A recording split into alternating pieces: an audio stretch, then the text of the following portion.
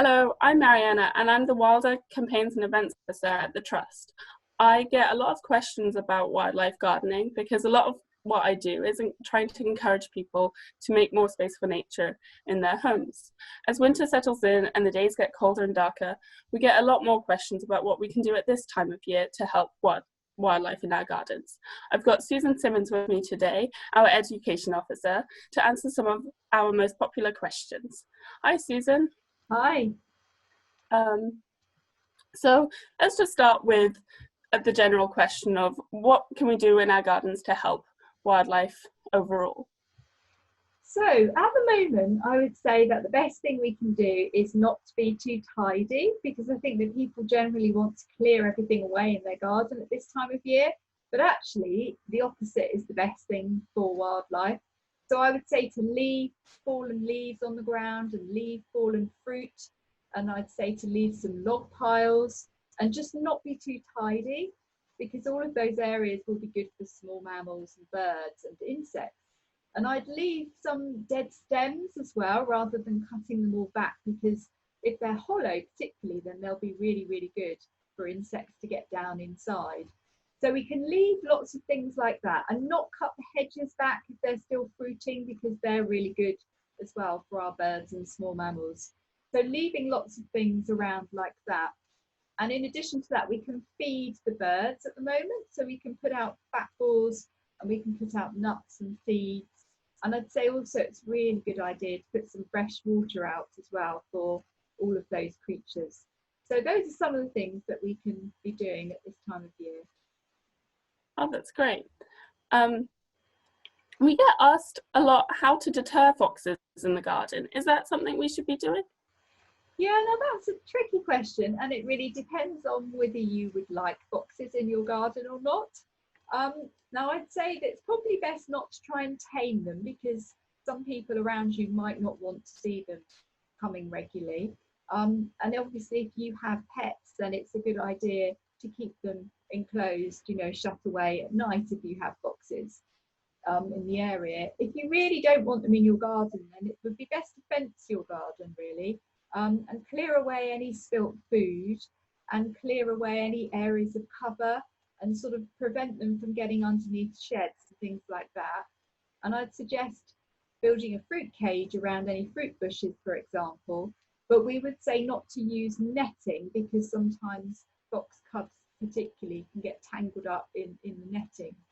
So it would be all about sort of preventing them from wanting to get into your garden if you didn't want them there. The only problem with that, of course, is that some of those things are good for other wildlife. So really we'd want to be leaving those fallen apples, and we would want to be leaving areas of cover for other wildlife. So I would suggest that, if you do have them, just to enjoy them. I would certainly like them to be visiting my garden. I think the animal that most people want in their gardens are hedgehogs. Do you have any advice on how to look after hedgehogs? So yes, so hedgehogs are just about to hibernate at the moment. So they're going to need big piles of, leaves, fallen leaves, log piles, compost areas, those sorts of places. So if you have a bonfire, then it's really important to check underneath there to make sure there aren't any hedgehogs under there. So providing areas for them to hibernate at the moment is really important. If we have any cold spells before they've hibernated, you can actually feed them. You can buy food that's specifically for hedgehogs, or you can use the sort of wet dog and cat food for them. But we would always say not to use bread and milk, so we shouldn't give those back to hedgehogs. And providing some fresh water is really important for them as well. So you can do all of that when they're active, and providing areas of cover in your garden is really great, because that's where all the creatures that they eat will be as well. So those sort of slugs and worms and beetles and things. And if you can connect up your garden with your neighbours, then that's really good, because obviously they can forage over a wider area. And you mentioned leaving out some extra food for birds during the winter. Is there anything else we can be doing for them? So again, food and water is really important. So some fresh water. And thinking about water, if we have a garden pond and if we do have a really, really cold spell and it completely freezes over, then I would suggest trying to melt it a little bit, and not by smashing the ice at all, but by perhaps putting a hot pan of water on it just to melt a hole in it, and that will let in some oxygen, because sometimes creatures like frogs will actually hibernate at the bottom of the pond, but also it will provide a bit of fresh water in the winter for some of those creatures that we've mentioned before. And again, if you have a pond, it's a really good idea to have a sort of ramp in there, so some access for creatures in case anything did happen to fall in. So for the birds, food and water and cover, so not cutting back your hedges, especially if they're laden with nuts and berries at the moment. I think you should also clean out their bird boxes, right?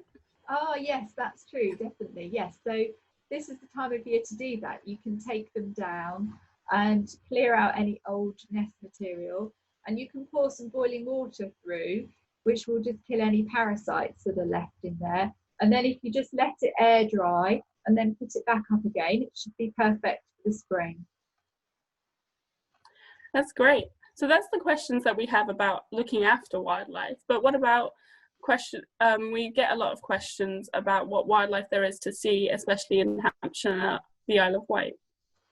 Yes, so at the moment, on a lovely sunny day like today, there might still be some nice leaves hanging on the trees, and there's some nice fungi about at the moment. So, for example, the lovely red and white spotty fly agaric, that's out at the moment, so people can look for some of those things. The birds, we've got redwings and fieldfares migrating in, so we'll be able to see quite a few more birds at the moment, I would say. Small mammals are very busy as well, because they'll be stocking up their larders and they'll be feeding as much as they can before the winter. So you might be lucky enough to see a few of those scurrying about. And going back to the birds, this is the time of year when the starling numbers are building and also the rooks are building. So you tend to get really big flocks of those. And so it's the time of year that you can start to look for some of those starling murmurations. So that's a really nice thing to watch. And then from my garden at night, at the moment, I can hear lots of tawny owls. That's because they're pairing up at the moment. So they're calling a lot at night at the moment. And we're just going into the foxes' breeding season. And so we should be starting to hear the calls, the screaming calls of the foxes at night as well. So those are things to sort of listen out for, and some of the things to look for as well at the moment. Thank you. That's all the questions that we have today. Thank you so much for joining me, Susan. You're welcome.